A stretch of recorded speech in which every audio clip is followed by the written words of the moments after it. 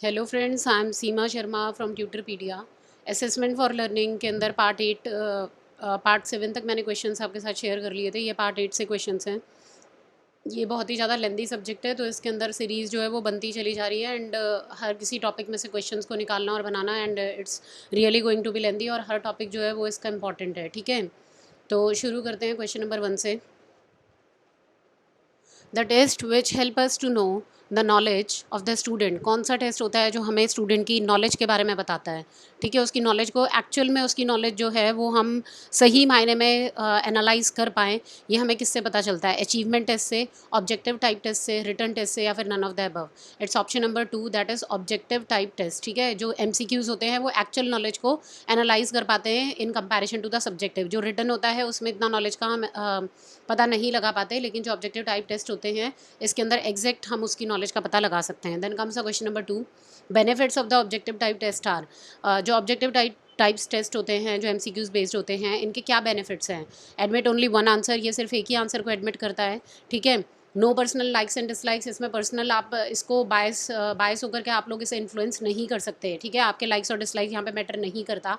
No room for the vagueness, vagueness होता है जब एम्बिगुअस टाइप ऑफ आंसर्स हो। ठीक है, you don't know which one is the right one. ठीक है, कि सही आंसर कौन सा है ये आपको नहीं पता, दैट इज़ कॉल्ड वेगनेस। ठीक है, तो इस तरीके का वेगनेस जैसा कोई ऑप्शन नहीं रह जाता, या फिर ऑल ऑफ अबव। तो ये सभी जो है इसके बेनिफिट है, दैट इज ऑप्शन नंबर 4, कि ये एक ही आंसर को एडमिट करता है। पर्सनल लाइक्स एंड डिसलाइक्स का कोई वैल्यू नहीं है यहाँ पे, वेगनेस के लिए कोई चांसेस नहीं है। ठीक है, you never get confuse and you are going to get exact one answer and that's why it is all of above. Then comes the question number 3. In which type of the test examiner is required to recall the response from his past experiences? किस type of test के अंदर examiner जो होता है उसको क्या करना है? Recall the response from his past experiences. उसने पहले जो भी अपने एक्सपीरियंसेस लिए हैं लर्निंग के अंदर, लर्निंग प्रोसेस के अंदर, तो उन सारे रिस्पॉन्सेस को उसे रिकॉल करना होता है and then he has to decide which type of the question he is going to frame, right? तो ये किस में होता है? रिकॉग्निशन टाइप टेस्ट में होता है, MCQs में होता है, रिकॉल टाइप टेस्ट में होता है, या फिर none of the above. It's option number 3, that is recall type test. ठीक है, उसे रिकॉल करना होता है। आपको दिख भी रहा होगा क्वेश्चन के अंदर रिकॉल लिखा है, तो third option recall type test होगा, but every time this is not the way to find the answer. ठीक है, वेल यहाँ पे तो लग ही रहा है हमें कि रिकॉल है तो रिकॉल टाइप टेस्ट ही होगा। ठीक है, then comes a question number 4, she is proud dash her beauty. ठीक है, in which type of the is which type of the recall type test. ये रिकॉल टाइप टेस्ट का ही एक टाइप है, तो ये किस तरीके का टाइप है उसका? कि she is proud of her beauty. ठीक है, तो ये सिंपल है, ये कंप्लीशन है, ये बोथ ए एंड बी है, या फिर none of the above. It's option number C, that is both A and B. It's both A and B, that is ये सिंपल फॉर्म भी है और ये कंप्लीशन फॉर्म भी है। ठीक है, ये सिंपल सेंटेंस है एंड अलॉन्ग विद दैट आपको कंप्लीट करना है इसको अपनी नॉलेज के अकॉर्डिंग फिल करके। ठीक है, then comes a question number 5, another name for the true false type test is. True false type के टेस्ट का दूसरा नाम क्या है? मल्टीपल चॉइस क्वेश्चन है। ठीक है, कंप्लीशन टाइप टेस्ट है, क्वेश्चन है, ऑल्टरनेट रिस्पॉन्स टाइप टेस्ट है, या फिर none of the above. It's option number C, that is alternate response type test. ठीक है, इसी को हम ट्रू फॉल्स टाइप क्वेश्चन भी कहते हैं। Then comes the question number 6, subjective type test are. Subjective type test क्या होते हैं? ऐसे टाइप होते हैं, इनके बहुत ज़्यादा लेंदी आंसर्स होते हैं, डिस्क्रिप्टिव इनका नेचर होता है, या फिर all of above. Subjective type test जो होते हैं ये चारों ही चीज़ें हैं, वो ऐसे टाइप भी होते हैं, लेंदी आंसर्स भी हमें लिखने होते हैं, बहुत ज़्यादा हमें डिस्क्राइब करना होता है आंसर्स को। ठीक है, you can not come to a single conclusion, yes और नो टाइप नहीं है, ऑब्जेक्टिव भी नहीं है, एंड ऑल ऑफ अबव। तो ये सारे ही इसके क्या हैं? टाइप्स हैं। Then comes a question number 7, essay type test are. Essay type test क्या कैसे होते हैं? Not reliable, not valid, both A and B, या फिर none of the above. It's option number C, that is both A and B. ये reliable भी नहीं होते और ये वैलिड कंक्लूजन भी हमें नहीं देते।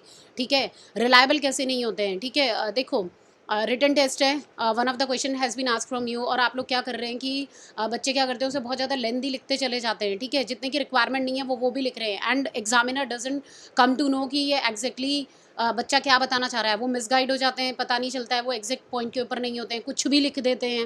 That's why it's not a reliable term.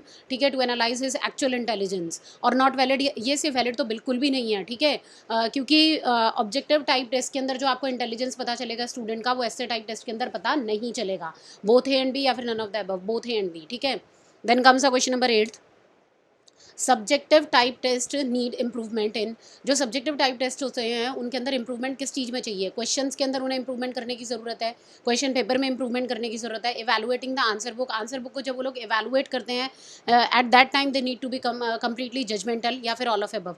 ये सभी चीज़ों को सब्जेक्टिव टाइप टेस्ट को इम्प्रूव करने की ज़रूरत है। अगर आप किसी भी स्टूडेंट का सब्जेक्टिव टेस्ट पेपर बना रहे हैं या फिर रिटन टेस्ट उसको अटेम्प्ट करना है, then examiner need to be very careful with the number of questions, type of the question paper has to be designed very well, and finally while evaluating they need to be very careful कि वो लोग कहीं पे biased तो नहीं है, या फिर बहुत ज़्यादा टू द पॉइंट अगर बच्चे ने आंसर नहीं लिखा है तो वो उसे एक्स्ट्रा मार्क्स ना दे दें, लेंदी की वजह से, हैंड राइटिंग, इन सब चीज़ों से वो लोग इन्फ्लुएंस्ड ना हो, and actually they need to जज the actual intelligence of the student. ठीक है, then comes the question number 9th, which of the following is not a benefit of the essay type test, इनमें से कौन सा है जो कि एस्से टाइप टेस्ट का बेनिफिट नहीं है।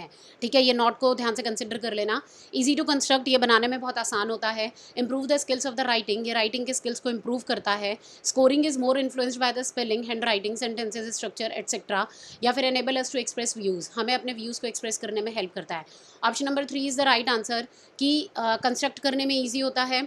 ठीक है, ये इसका बेनिफिट है। आप बनाना बड़ा आसान होता है, you have to just write few of the questions और बन गया टेस्ट। ठीक है, improve the skills of the writing, आपके राइटिंग के स्किल्स को बढ़ाता है। When the student will apply will start writing the answers and they will definitely frame the sentences very well, and writing skills will be improved. ठीक है ना, enable us to express the views, yes, while you are writing it in the subjective manner then you can express your views regarding the particular subject. Then option number 3 that is scoring is more influenced by the spelling, hand writing, sentences structure etcetera. इन सब चीज़ों से जब scoring influence होता है तो ये actual intelligence को एनालाइज नहीं कर पा रहा है, that's why it is one of the disadvantage of the essay type test. Then comes the question number 10th, which type of the assessment there is more of a cooperative and less competitive classroom atmosphere, बहुत ध्यान से सुन लीजिए इसे। ठीक है, कौन सा इनमें से टाइप ऑफ असेसमेंट है जो कि ज़्यादा कोऑपरेटिव नेचर का है और लेस कम्पिटिटिव क्लासरूम एटमॉस्फेयर है। ठीक है, यानी कि यहाँ पे कोऑपरेट करने की ज़रूरत है और कंपटीशन के ऊपर ज़्यादा ध्यान नहीं दिया जाता। ठीक है, स्टूडेंट्स के बीच में कंपटीशन को ज़्यादा ध्यान नहीं दिया जाता। Summative assessment, formative assessment, objective assessment, qualitative assessment, it's option number 2 that is formative assessment.